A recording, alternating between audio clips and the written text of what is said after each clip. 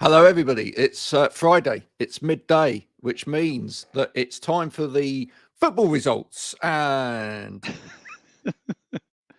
who's won this afternoon? It's Social Post Notifier 1, Yeah. Canva 2.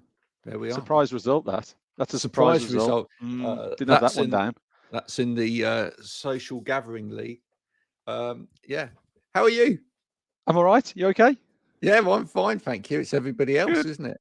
Yeah. Ah, look at that. Play fair, says Twyla in our little comments in the background. Okay, we Yes. will. We only ever play fair. We only ever play fair. We never intimidate our guests, and we only ever play fair. Absolutely.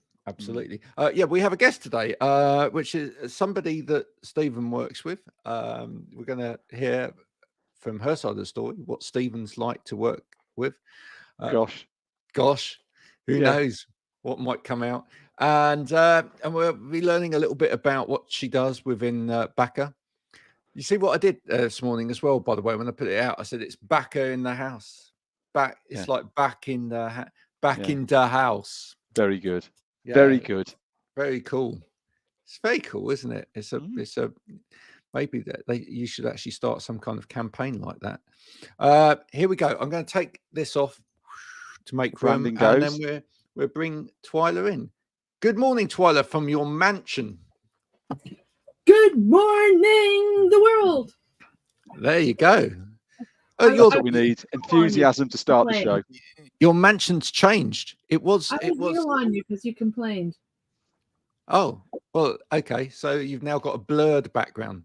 Yes, but it's not very blurry, which is why I didn't like it. I wanted it totally blurry. Yeah. Well, you can put the other one back, Well, maybe we'll switch to, like, as I travel around the world on my Learjet.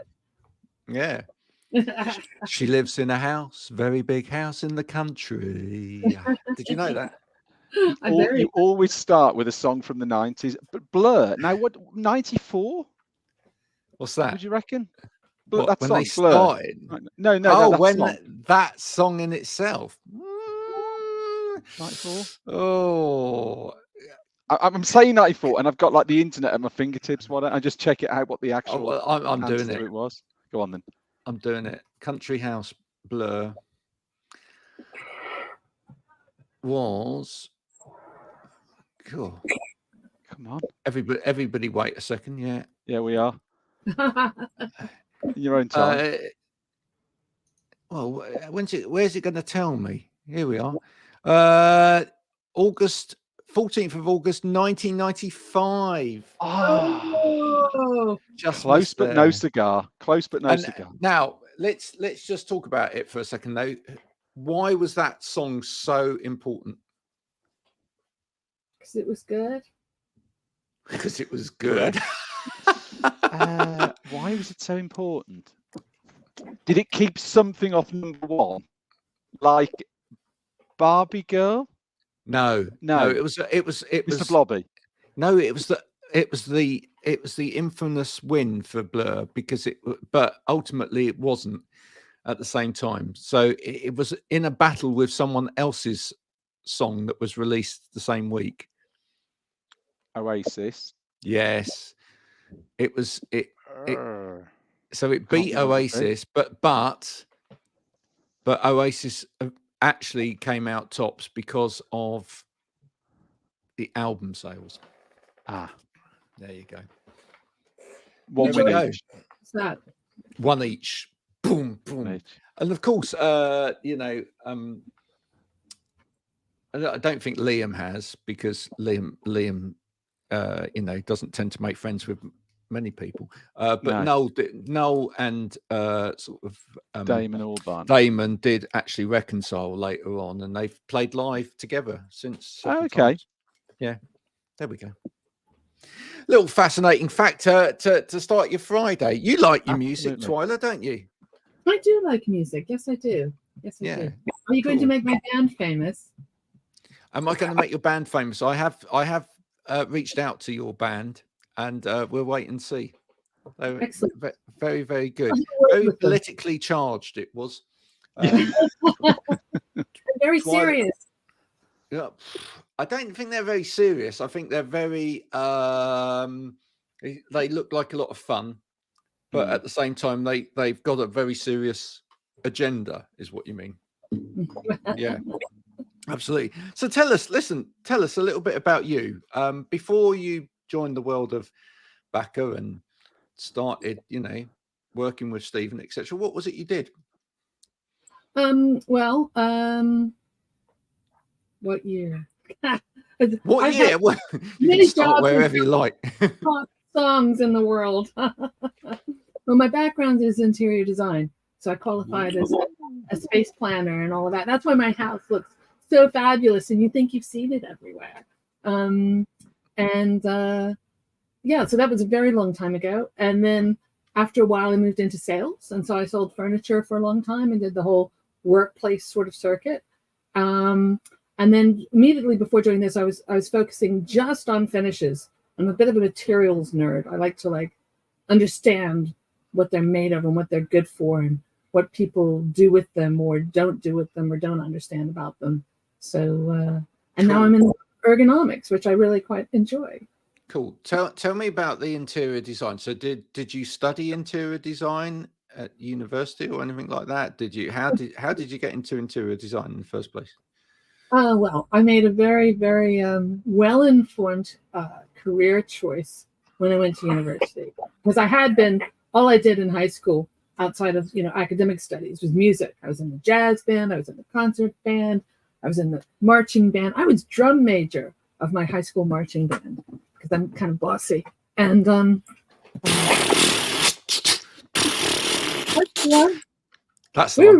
we were really good. We'd won loads of awards. We had a very good band, and a lot of my friends went professional, semi-professional, and all of this. And my mom wanted me to do music education and possibly play the organ at church after I graduated. And let me tell you, my music degree lasted. Seriously, and my music degree lasted for about 2 weeks. And my mom had a copy of Architectural Digest that summer that I loved, and on the front cover of it was a southern kind of very tall windows with white curtains, wafting through, and a blue and white striped Chippendale sofa that was just gorgeous. I can still picture it to this day. And I said, I know, I'll be an interior designer. So that's how I chose my career, and I studied design, and then when I got out, I qualified, because in the States you can qualify like an architect qualifies by examination. So I did that. But after a few years of doing that, I realized that I much preferred the front end of, the conversation with the client, and then bossing other people around in the studio to do it, rather than sitting on the boards and doing the work myself. So let's get into the technical nitty-gritty of this. When you were doing the boards, so did you hand draw, or were you using CAD? No, quite a very long time ago, but before not before the invention of AutoCAD, but before it was CAD programs were regularly used. So I did hand drafting, which I still do on occasion, just for fun. Wow. And we used to pen and ink, and we used to do blueprints, So yeah, we're going way back. Cool. I love all that. I share a little bit of that with you. I designed offices for a while, so and I did because it's, in a way, it's quicker. I hand drew a few offices if it was fairly simple stuff, but then obviously when you're doing a lot of amends, CAD is really, really useful, and especially when you tend to get into commercial office spaces, people want to go, oh, actually, we don't want 6 people there anymore. That team needs to move over there, and that team needs to move up there, and actually, we decided to put a wall there now because things like partitioning means you can just build a wall really quickly. So it became much quicker to do it all on AutoCAD, etc. But yeah, a good draftsman is as fast as doing it on AutoCAD, but it's when you do your amends or you try to send that to someone else who has to do something else that you run into trouble. But I would suggest that one of the things I think is, because I've taught at further education level a lot of interior design courses just for the fun of it. And what you find is that people who have not had the experience of hand drafting, I don't think their computer design, computer aided drafting is as good, because they let the computer decide what the drawing should look like rather than understanding why you choose a line weight, because it's all about legibility of your document. And so it doesn't exactly equate to that, because many firms you'll go into, they'll have standards anyway that will consider some of these things. But if you let the computer decide for you, you'll get ugly drawings that don't read well. So I can see if you've got a background in interior design that you would love the sort of granulated detail of anything, because that is part and parcel of it, isn't it? It's like, it's not just about, oh, I want to choose this color fabric, I want to choose this fabric because it's got these properties and it does this and it's going, you know. And I've always been fascinated by that. And anyone that's out there that's watching this, that's in like for example, any of the seating manufacturers we've got, you know, if you've ever been to, some of them might have been to FIRA for the FIRA rub test and crib testing and stuff like that as well. And all of that stuff is fascinating. You see like literally a fake bum come down and you know, sit on a seat and move like that over and over again, because it's testing. Yeah, like IKEA, but not that they don't do it properly. IKEA and then crib testing. You know, crib testing for fire retardancy. Yeah, right. I don't know what they do now, but last time I went to FIRA, they opened they do it in like this special unit where they put some of the materials that are used together, and then they put little cribs.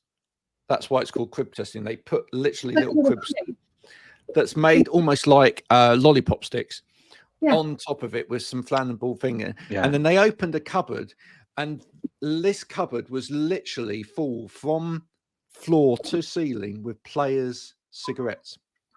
It wasn't players. No, because that was for the cigarette test itself, where they as opposed to excuse the dog. There you go. But what's the players? It's like the secret agent. It's like really old-fashioned cigarettes that they don't make anymore. It was players. I don't smoke, so I can't remember. But I thought it was like special service or something like this. No, I'm pretty certain. Well, look, if you're watching, folks, and you know, I'm certain it was players. But basically, cigarettes that you never see anywhere else ever again, apart from in a museum. And that's the only other place you see it. Or really, really, really old black and white films or something. Yeah. Here's looking at you, kid. It's all that sort of thing. It really is. It's a fascinating world. Fascinating world. So fascinating, the dog decided to go off in the middle of it.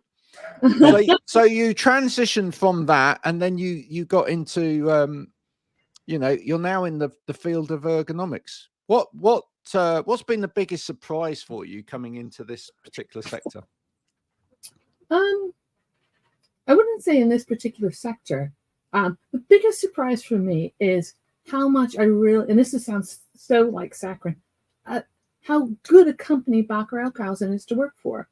From the minute I met them, it sounds stupid, but everyone is nice, and they're really focused on making sure it's a nice place to work, and that the people they choose are the right people for the organization, and it just filters right through. And so, I knew quite a lot about ergonomics before, because I'd studied ergonomics and I'd sat in a lot of bad chairs and not had a lot of workstation assessments done for me, even though I was doing them for other people, supposedly, even though I wasn't qualified, the whole schmear that goes on. But this is a company that actually cares about its employees and practices what they preach, and it actually does make a difference. And that, I think, because I've worked for lots of people, I don't know if I should admit that or not, but these guys are like the real McCoy. Well, do you know what? That's it. Job's done. Yeah. We can all go home now, can't we? Help back a little bit. Stephen. Why? Anything to say that? Yeah, I know. Gobsmacked, right? Yeah. And if I wasn't standing up, I'd sit down. No. Well, look, it's interesting for us. I've been at Bakker for 5.5 years, and it's I've seen that on a longer scale. I think it's really good that people who join then see exactly and experience the same thing that I've sort of experienced. I'm sure we and other people out there have been to organizations where there is a little bit of lip service being paid about how they look after people, but it is absolutely true. But I think it has to be that, because you think about the sort of things we're doing. Work smart, feel good is our sort of company tagline.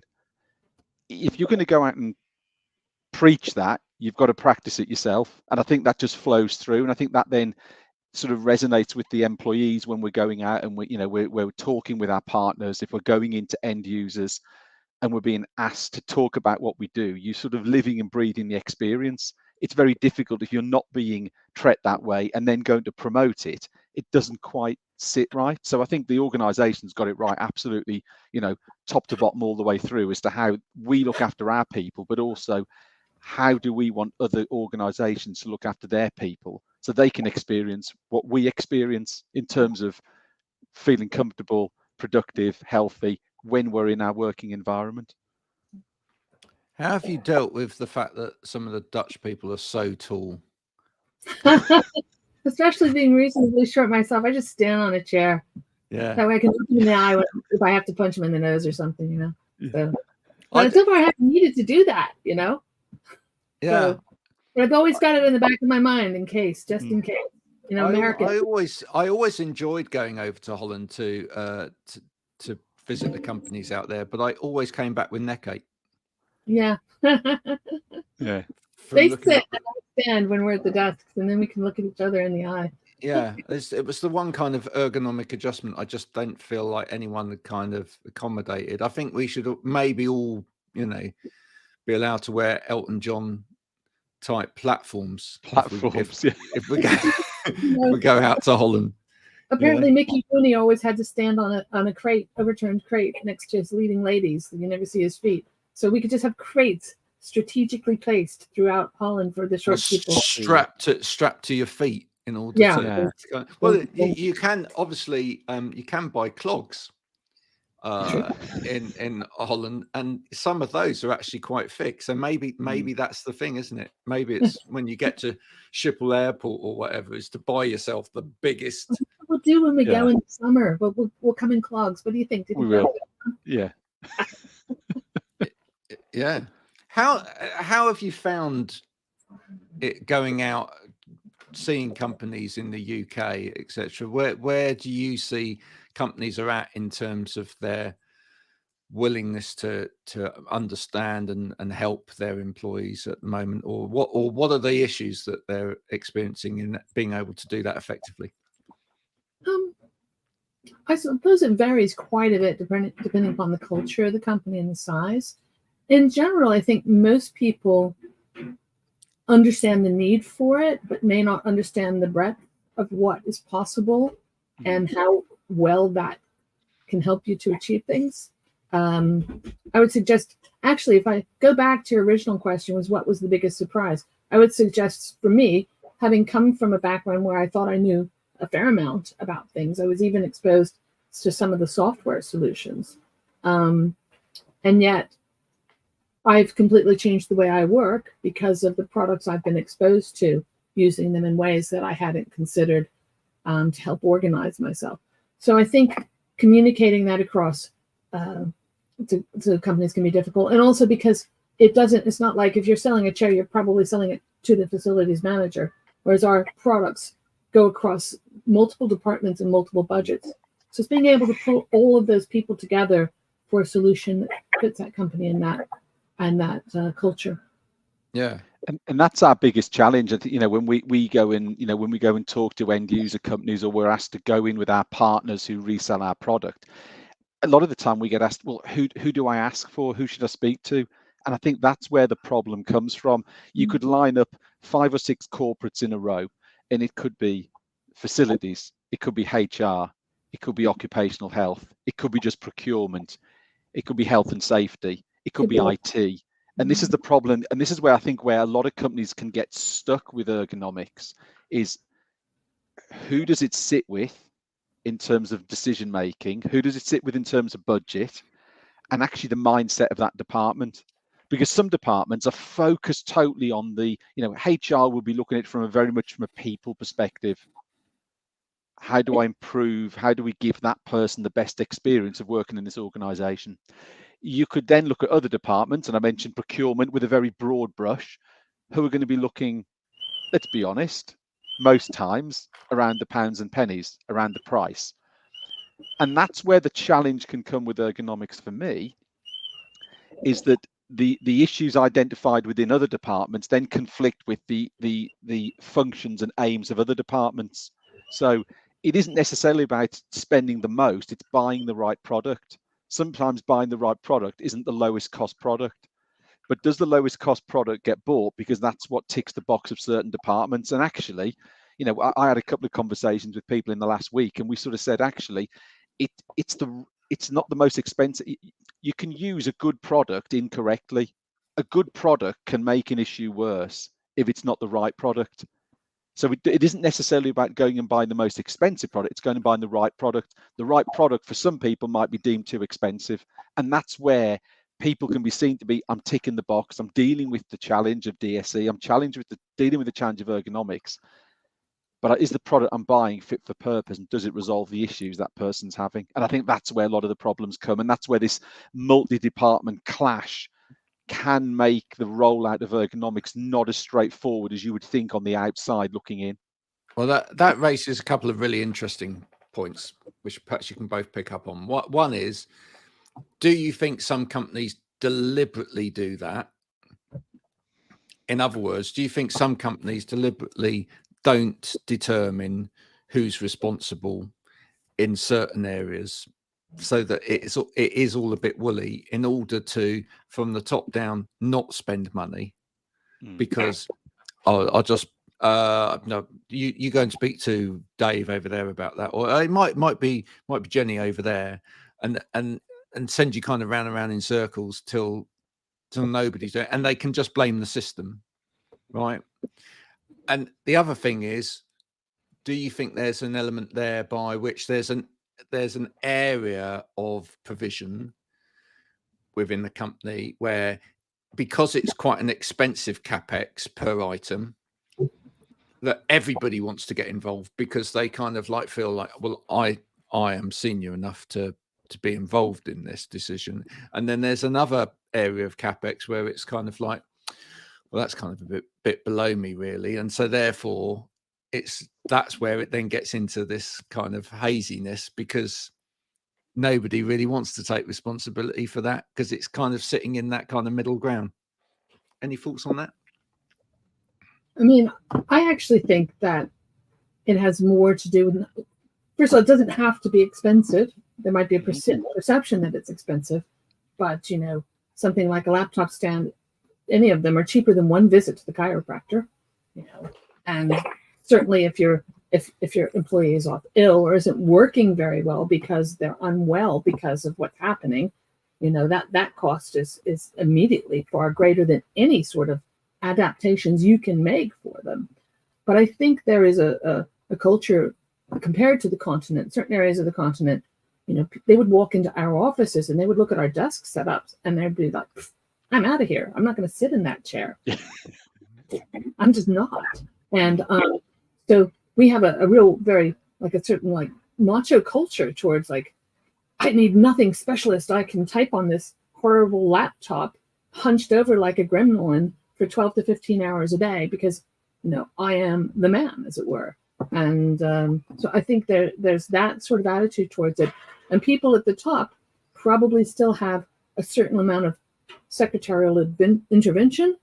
They're not going to be, on a laptop all day in the way that possibly their employees are. So although they might even understand it intellectually, they don't have that experience physically because they've not spent the last 20 years torturing themselves. So sometimes I think there's a mismatch, even where, again, they have the intellectual understanding, they don't have the actual personal experience. I don't know that it's necessarily a masochistic kind of, I'm not going to you know, I'm just going to put up with this type of thing. I think genuinely, I think we still breed too much of a culture where people feel like if they are making too much of a fuss in their business about anything, that's going to go down on them. Yeah. Right. And so rather than say, actually, I need this because, you know, if I don't have this, I'm going to be off work or whatever, people just go, well, you know, I've tried this is helpful, but you know, obviously I understand if you can't afford to buy it at this point in time.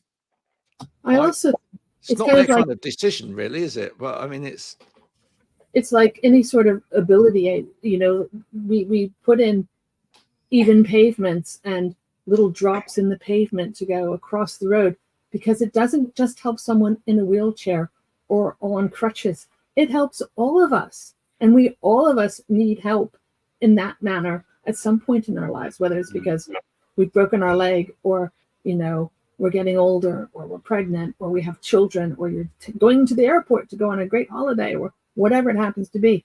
It helps everyone.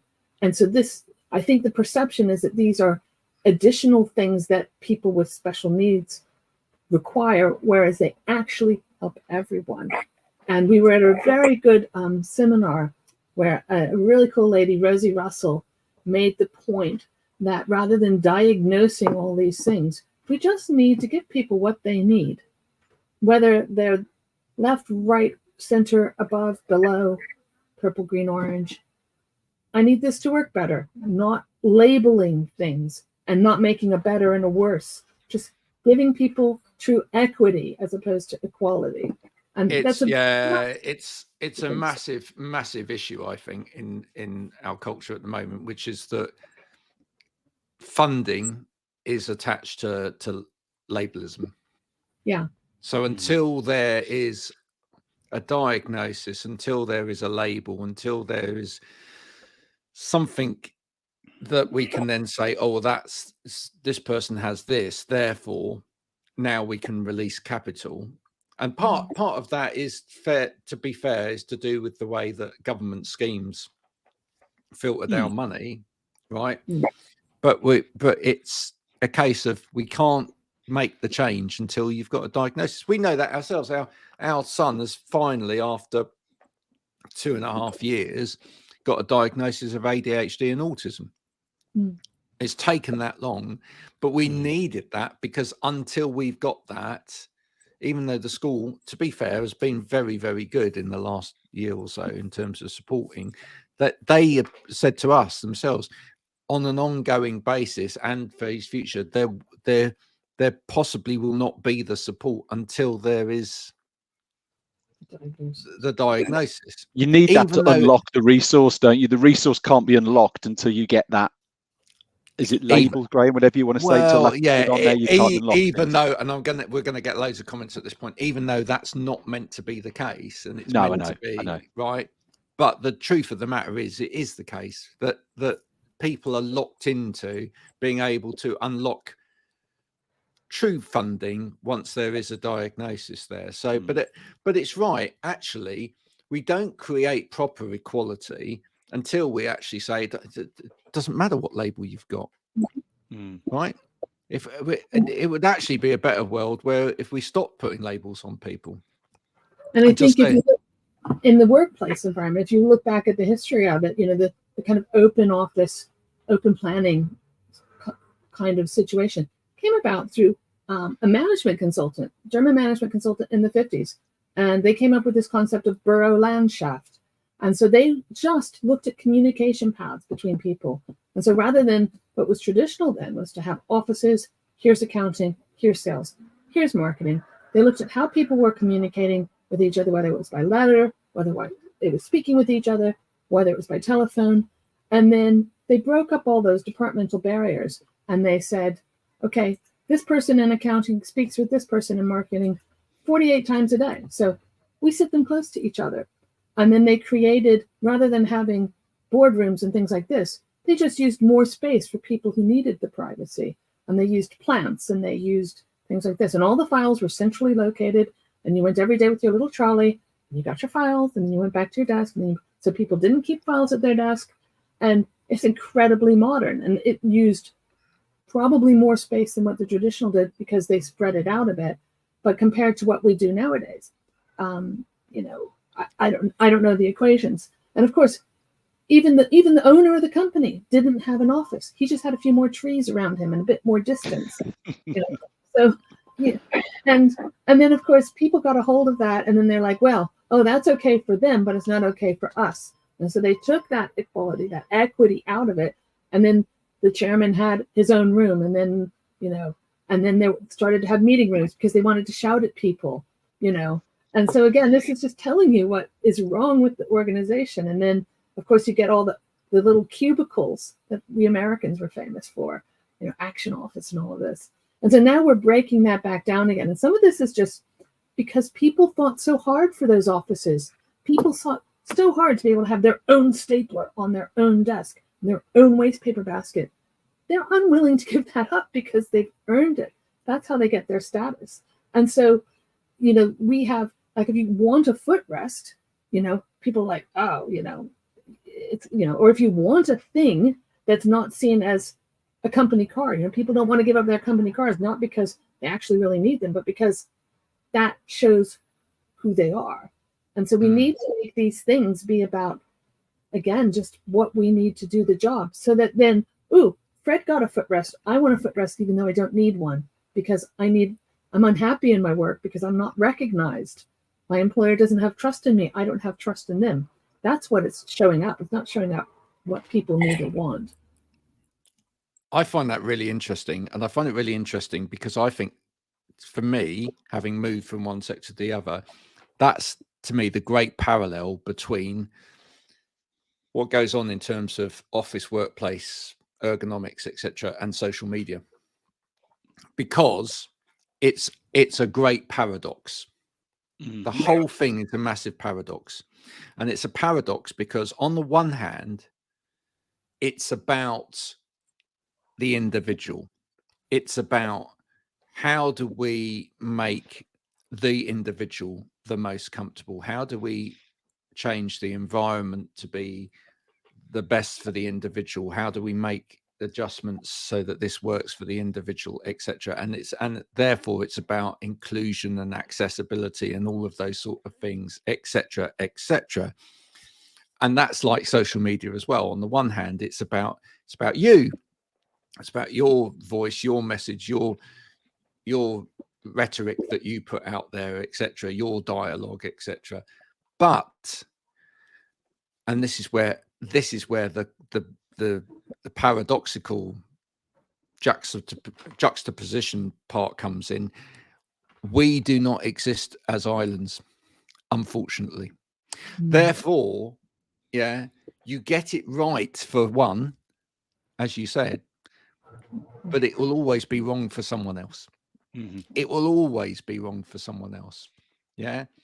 And so for me, the great contributor to all of this is that there has to be, in both of those areas, there has to be a narrative and a dialogue of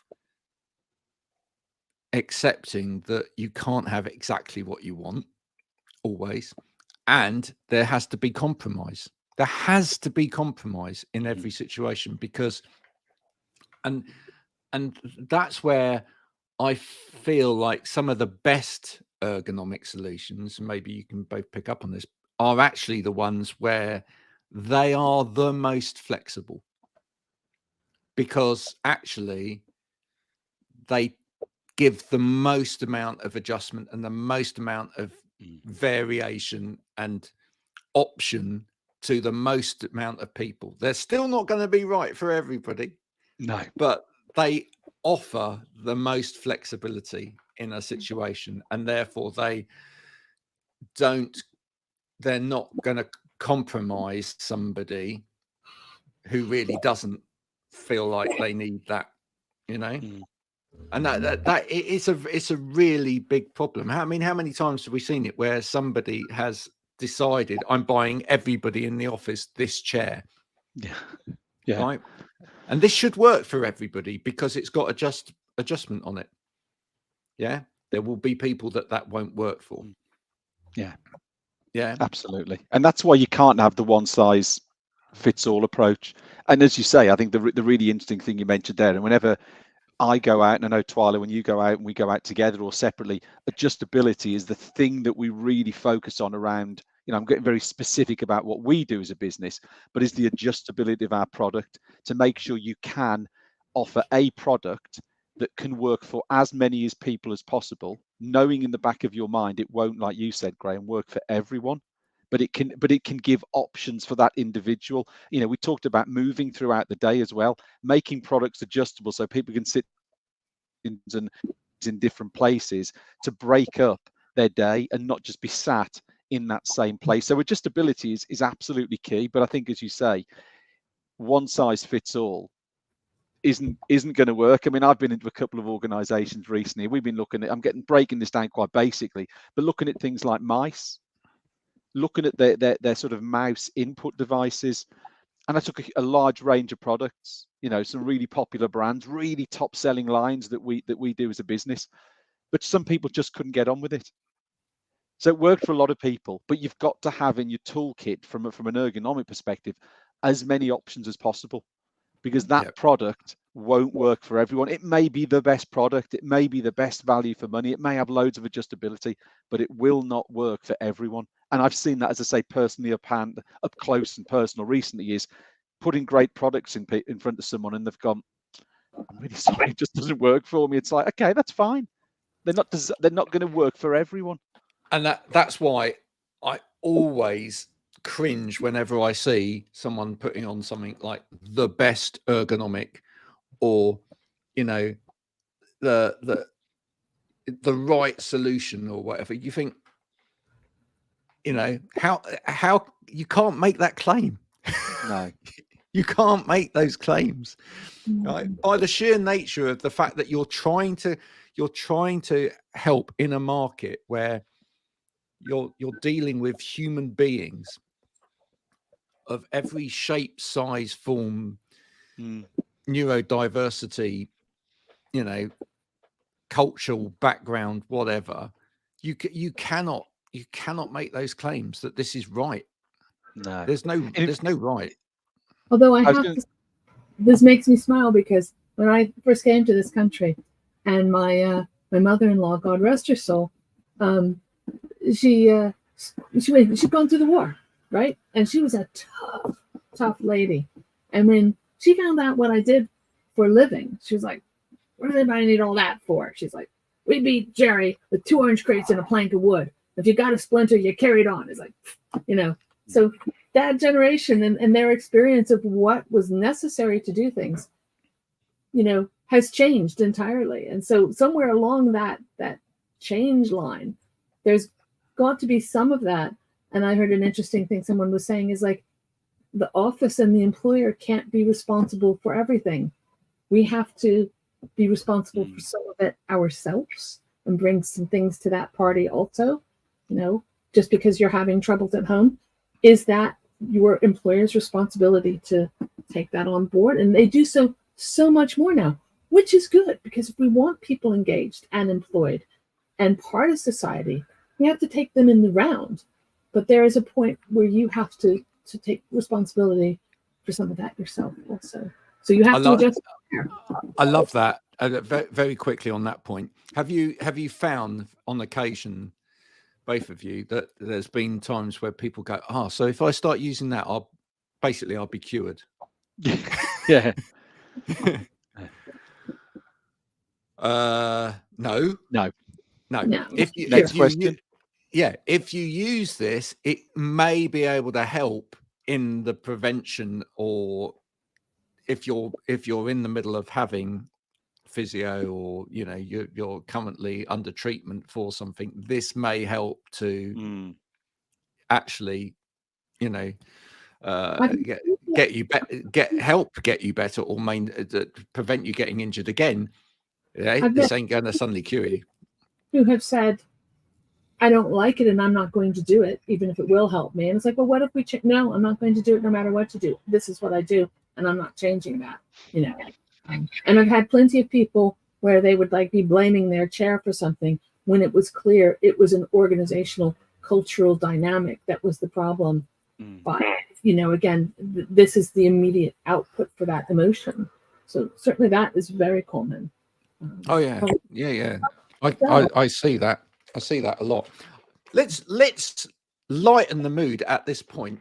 Yes, that was a really deep conversation. Yeah. What have you seen someone use one of your products for that has absolutely astounded you? Have you got an example of where somebody's used a product? I hate that fly today. What's he doing? I didn't invite him in. Yeah, have you an example of where someone's used one of your products and you've literally sat there and gone, okay, you clearly don't know what that is, do you? Yeah. I've not seen it, but they told me what they wanted to use it for. Cool. Let's hear it. Yeah, laptop stand. They were like, when I get my vinyls out, I can put the album cover on there. And I thought, that is genius. Yeah. And I thought you would like that, Graham. As soon as I heard you say that, I said, I know exactly the thing. Because it's a big Instagram thing, folks, for anybody who is into their music. Where people have their record player playing, and then next to it they have the vinyl. I don't think she. Have you got that fly yet? I just think it was as an example. So they'd have the vinyl next to it upright like that, and they're not in this right at all. It's literally just the record playing and that, and it's like, and then they write about it and they say, yeah, I'm listening to this today, and she just wasn't on social media. She just had her living room the way she liked it. She liked to listen to music, and she liked it because the cover art is really, really lovely. Cool. So it's all part of the experience. Yeah. But let's not underestimate the that crowd. If you're on Instagram, by the way, and you're thinking, how do I buy something to hold the record up? But maybe you want it to be something that's quite useful for something else at the same time. There are laptops now. Well, now, are there people on social media who like have cassette players and then put the cassette cover next to it? Yeah, that happens. Really? Oh yeah. There must be someone. It's the internet. There's got to be someone, Yeah. Or a CD player doing nothing, At least on a cassette, you've got the but then a little CD case next to it. I can't imagine anybody ever sort of putting a cassette cover next to the cassette player and putting that on Instagram ever. You're missing an audience. I think we should do it and see how many followers we get. I already do it. Yeah, I already do it. Yeah. Anyway, there we go. So that you've seen that, Stephen. I think we know yours. You've had someone use a flex desk as a footrest before now. Oh, seen that. Yeah. Document slope, and it's just like, hang on, it's made of plastic. You put too much pressure on there, it's going to crack. You're going to cut your feet. Blah blah blah blah. So yeah. The only other one I think I told you a few weeks ago was I showed someone a mouse and they thought it was a printer. Yeah, you said it. They thought it was one of those little Dymo label printers. So they weren't actually using it, but it was just like. But you still do get every time we go out to see customers, and this is no reflection on them, but again just shows the sort of the size of maybe the lack of knowledge of ergonomics. Is you take products in that we've had. Things like document slopes, Graham, you've known them since the year dot. We've been making them for the thick end of 30 years. You take them into some people and they've never seen it. And they're like, what's that? And that's, as I say, it's not a reflection on them, but just shows the lack of awareness of products that are out there that could add a whole load of value to people's working lives and make it easier. It's still like, oh, hang on, that product came out in 1995. It's not new. I tell you what, it's a great example is we've had Andrew Shepherd on before, the Capisco chair that Flop make. It's something like 1982 or 1984 it was made. It's a 40-year-old product. Can you? I can remember when it came out. Mm-hmm.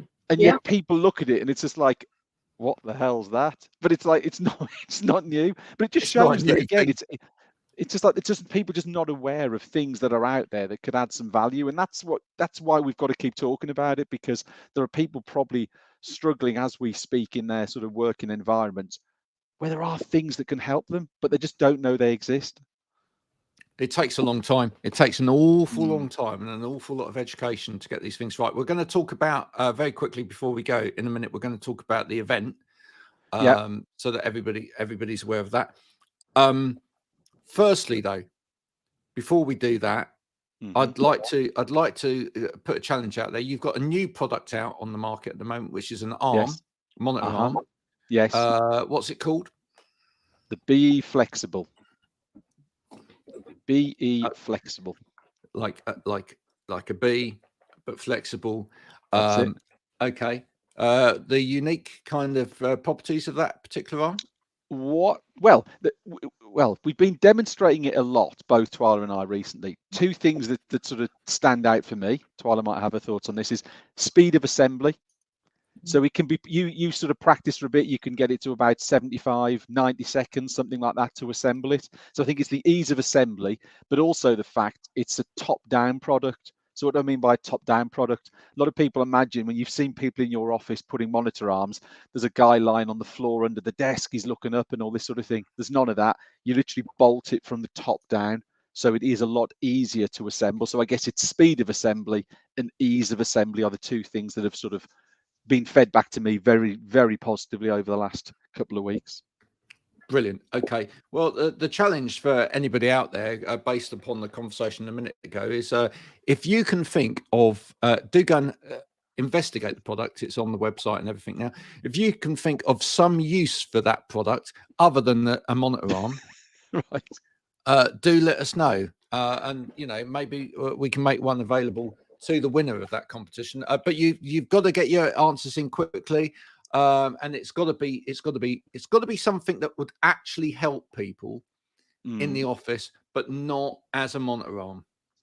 All right. So you've got to really get your brains in gear with that. Let's see whether anyone actually comes up with that. That would be fascinating. The event. So we have an event coming up in June the 13th, which is going to be held at the Flock showroom in London. Correct. Yes. Yes. When I was saying that, and you were looking like, is he right? Yeah, it was. It is. I was trying to think of the road. Is it Great Sutton Street, Twyla? Is that where it is? Yes, it is. There you go. Yes. So nearest Tubis, Farringdon, or Barbican. There you go. King's Cross. That's it. Thursday, the 13th of June. Twyla and I and Andrew Shepherd and Laura from Ergotron, we've already started sort of promoting it on LinkedIn as a bit of a save the date. We will be having some specifics out next week, so plenty of notice for people to sign up. We're going to have some interesting guests, some interesting talks. We're going to have a panel, really interesting panel discussion in the afternoon. We'd just love to see as many people there as possible. We'll get some specifics out in about a week's time, but yeah, if people are around, we're looking at doing it, sort of splitting it in two. So there's going to be something for people who want to come along in the morning, so maybe before work, on the way into work, and then people at the other end of the day, maybe who are finishing and then want to come out at the end of the day. So yeah, we're really looking forward to it, with more guests and possible moderator hosts to be confirmed as well, and panel members. But we want you to come. So that's not just, this isn't just for the ergonomic sector or etc. We want people, if you work in an office, or you're managing an office, you're facilities manager, you're in HR, etc., and you haven't a Scooby's Doo's what any of this ergonomic stuff is about, or you know a little bit, but you'd like to know a little bit more, we want you to come along, enjoy the day, learn a lot more, actually sit, try, play with some product as well, and go away much more informed. And also it's a lovely part of London, and there's some great pubs around there and bistros and other things like that. So you can probably spend the rest of the evening. You could even take in a show down Shaftesbury Avenue. How about that? Yeah. So, but I think the great thing is, when we get this guest list revealed, there's going to be a lot of expert knowledge there. and we're going to get the opportunity to ask people on the panel some questions. There's going to be a panel discussion going on. So from a resource perspective, we're putting a huge amount of resource there for people just to come along and utilize and pick people's brains and get ideas and see what's out there, and we are going to, I think I hinted on sort of LinkedIn when I put the post out, we're not going to charge people to come. It is going to be free of charge, but there's a charity that we've had a number of times on this show, Graham, that me and you and have talked to Chris Lomas from Hope For on numerous occasions. So yeah, we're unashamedly going to say this event is absolutely free of charge. What we'd love you to do is make a small donation to a great cause. So again, we'll have more information on that coming out nearer the time, but we are going to see if we can raise some funds for the work that Chris does out in Moldova and Ukraine as well. It's fantastic. There you go. You've all been told, and now you know. So we shall leave you to the rest of your. Sorry, what's that? You heard it first here. You did, yeah, but probably nowhere else. That's it. Thank you very much. Hope you've enjoyed your Friday feast of ergonomic brilliance. Much wisdom has been shared. Now you can go away and digest it over a digestive and a cup of tea. Have a great weekend, everybody, and thank you for joining us. You can catch up on previous episodes of this at wowergonomics.com. Go and fill your boots. Also, if you go to the Wow Ergonomics website, you'll find that there is a place where you can now sign up for kind of like newsletters, but basically they're kind of informative blog pieces which will come to your mail on a regular basis. So please do that, and it'll be something useful in your inbox rather than all of that spammy stuff that some people send you. Until next week, we'll say goodbye. So from Twyla, Stephen and myself, have a good weekend, look after yourselves, and don't eat too much ice cream. Bye for now. Bye. Thank you, Grant.